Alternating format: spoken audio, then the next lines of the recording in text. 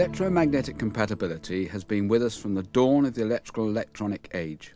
It is important, and the pressures imposed by European legislation mean that EMC now has legal implications as well as existing performance implications of quality and reliability. As of January 1, 1996, the EMC directive dictates that all electrical and electronic equipment must comply with its essential requirements. These are stated under Article 4.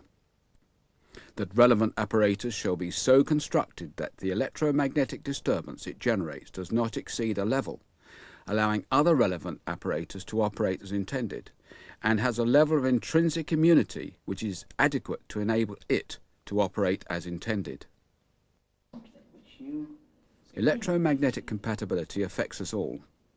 An obvious form is disturbance or snowing of television reception, caused by perhaps poorly suppressed RF emissions from a motorcycle, a case of electromagnetic incompatibility. But the subject is much broader than sheer annoyance to viewing pleasure. EMC covers all electrical and electronic products with very few exceptions. The effects of electromagnetic incompatibility can and have caused irritation, data corruption, and life-threatening situations.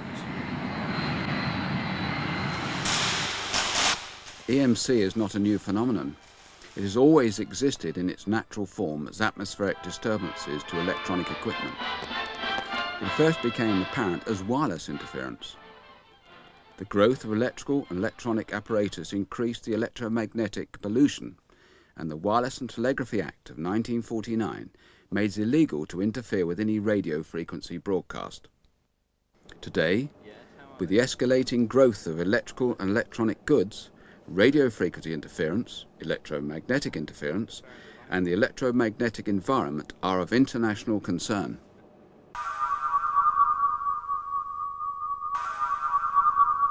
The new Approach European Directive 89336 EEC has raised EMC awareness in business and industry.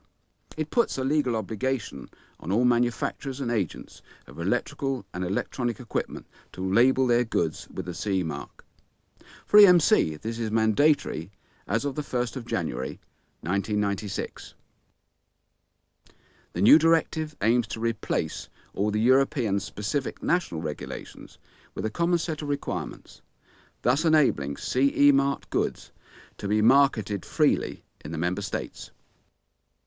Tests are now performed to Euronorm standards, technical specifications which have been harmonised across all the European countries. Manufacturers or agents within the EC dealing with relevant apparatus or systems have a legal obligation to comply with the national regulations relating to the EMC directive. There are exclusions from the scope of the directive. These include simple components, benign apparatus, and equipment to be used solely in a military environment. To comply with the regulations, a declaration of conformity must be drafted. But before a manufacturer or agent can draft a declaration, they will have two options: to follow the standards route to compliance, or the technical construction file route to compliance. A manufacturer would choose the TCF route if there are no applicable standards, the size and the location of the equipment under test dictates that conventional test procedures cannot be used, or, as in the case of a product with many variants, when the TCF is the economic route.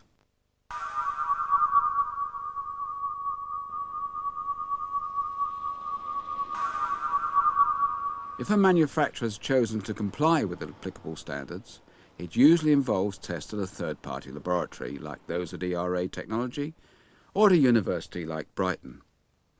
Support can also be obtained from support clubs such as the Sussex EMC Club and other regional clubs. Most laboratories offer a pre-compliance Quick Look See Day to assess potential problem areas. The manufacturer would usually apply a product-specific standard, but if none exists, then they would apply generic standards. The generic standards are categorized into two environments. Residential, commercial and light industrial is one, and industrial environment is the other. the manufacturer must select whichever standard applies to the environment in which the product is intended to be used. Tests called up by the generic standard for most equipment cover radiated field and conducted emissions, radiated field and conducted fast transient immunity, and electrostatic discharge susceptibility.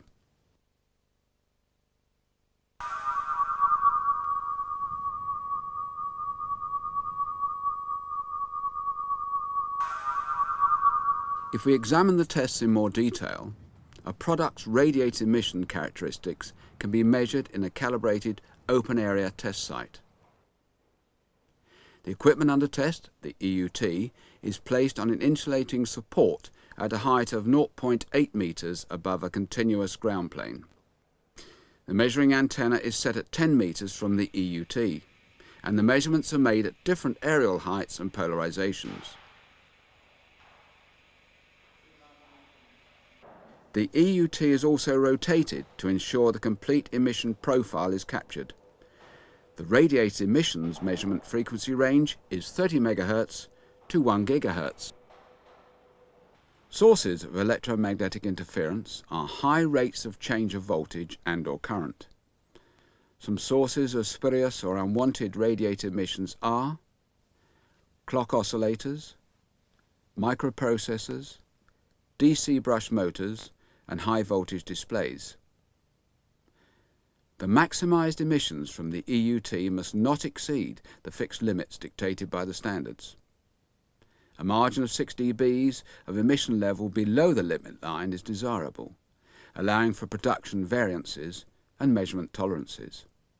In this case, a horizontal limit line has been exceeded and the equipment has failed. The main areas of propagation of radiated emissions are poorly routed PCB tracks, badly terminated or unscreened cables, and non-metallic or unscreened enclosures. Even metal enclosures that have low integrity mating surfaces can present a problem. Typical solutions to radiation problems include the use of decoupling components, shielded enclosures, and screen cables.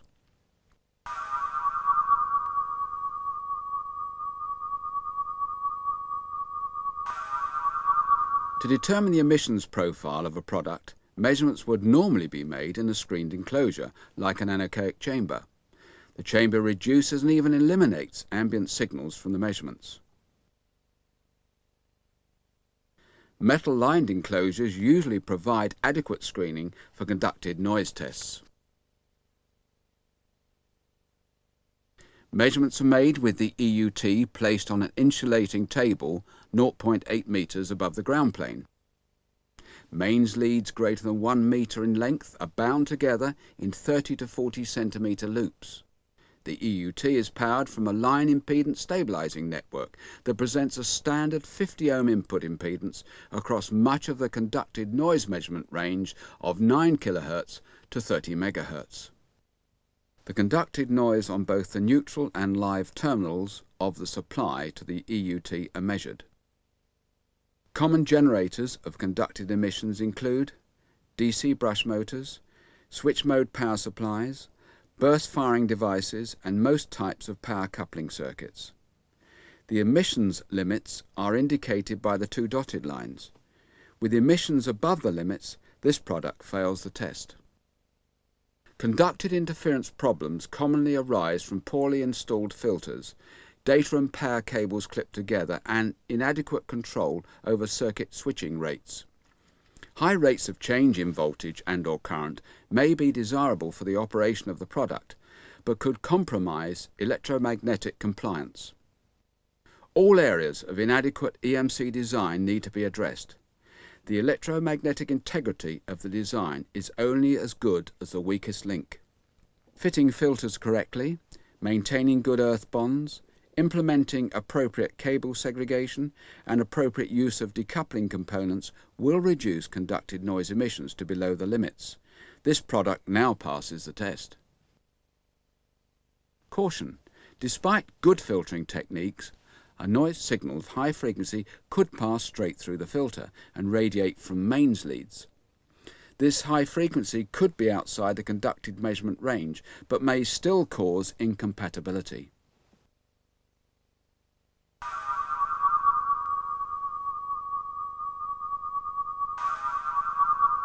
Radiated field immunity is performed in an absorber-lined enclosure, as the measurements require high field levels to be generated around the product under test. The liner contains the RF field within the chamber in order to comply with the laws prohibiting interference to radio communications. It also absorbs RF energy within the chamber, preventing reflections.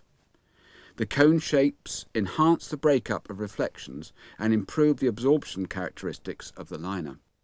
Radiated field immunity measurements require complicated calibration procedures to ensure uniformity of the RF field over the area to be occupied by the EUT.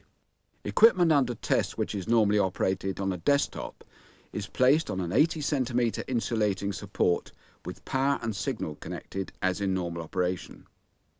Equipments under test, which are normally floor standing, are tested on 10 cm insulating blocks. The EUT is positioned within the calibrated field in front of the radiating antenna. Tests are performed with the EUT in the presence of field levels, typically a minimum of 3 volts per meter, in the frequency band 80 MHz to 1 GHz. When an RF field is applied, the product must continue to perform as intended, that is, to the stated performance provided to the customer.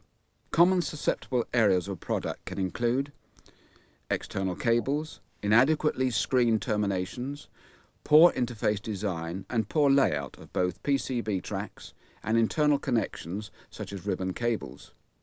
As with controlling emissions, in improving immunity, screening is vitally important in preventing radio frequencies from entering a product. A high integrity enclosure is needed. A product that has insufficient immunity to RF fields can experience data corruption, lock-up and total malfunction. Adopting sensible techniques for terminating screen cables can improve RF immunity, ensuring compliance with standards. An example is a metal hood connector that mates to maintain a conducting bond with the enclosure. The meeting of standards is one of the first steps towards trouble-free operation in the market.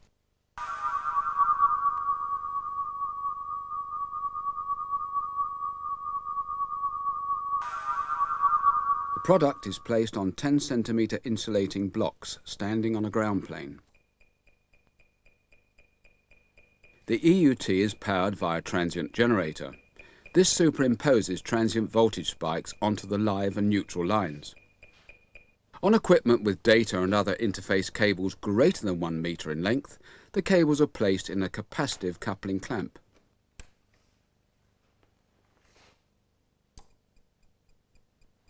The clamp is able to inject transients into the cable with a voltage amplitude of half the value of the supply transient.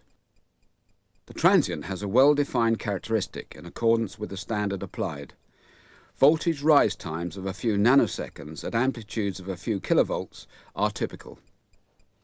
Equipment vulnerable to fast transients can experience data corruption or even component failure and destruction. Typically, the standards allow degradation of performance during the application of the bursts, but following the test, the equipment must not have suffered any lasting loss of function. The careful use of filters, transorbs and surge arresters can suppress the transients before they reach susceptible regions of the equipment.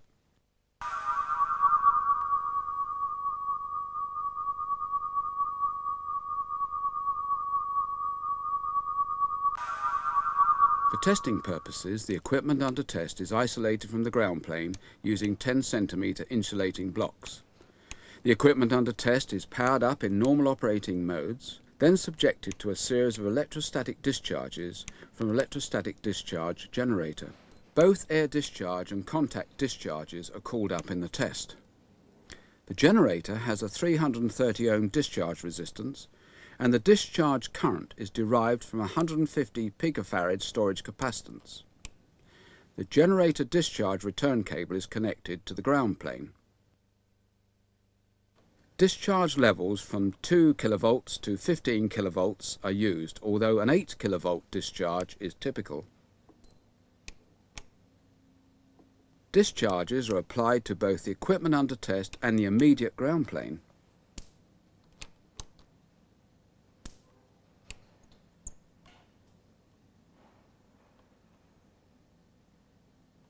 The method of applying an air discharge is to first prime the generator to the required voltage level. The tip or node of the device is then brought into close proximity to any user-accessible area of the equipment under test. On some occasions this can be quite destructive, as the discharge can be applied to uncovered or unused interface ports. Electrostatic discharge, ESD, can cause not only direct damage, but the pulse it creates can interfere indirectly with other parts of the circuit within the EUT. The operation of the EUT can be disrupted, causing error or malfunction. Methods to prevent ESD causing these problems include insulating exposed areas, increasing separation between components experiencing breakdown, and improving shielding and bonding. Earthing philosophy is important.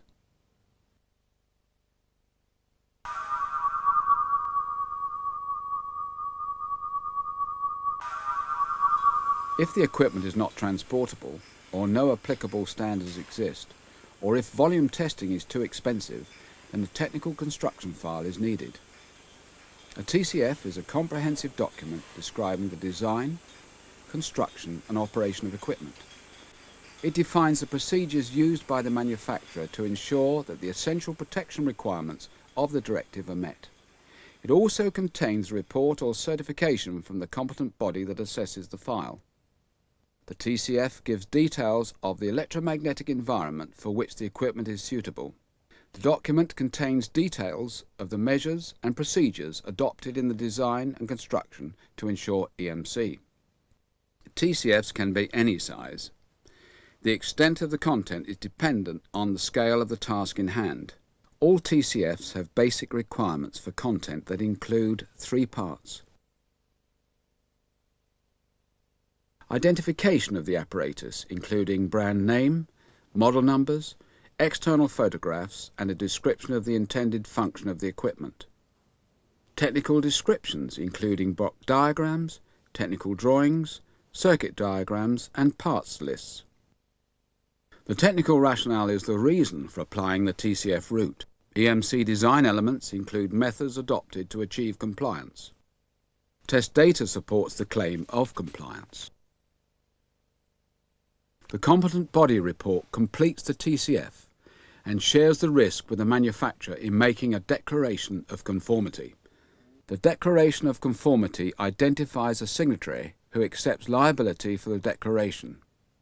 If action is taken against a company or individual, then this named person may incur a term of imprisonment or a fine not exceeding 5 on the standard scale, £5,000, or both. The penalties are invoked for actions including the following: recklessly or otherwise making a statement that the signatory knows is false or misleading, misuse of the CE mark, obstructing an officer of the enforcement authority, supplying or taking into service apparatus in contravention of the regulations.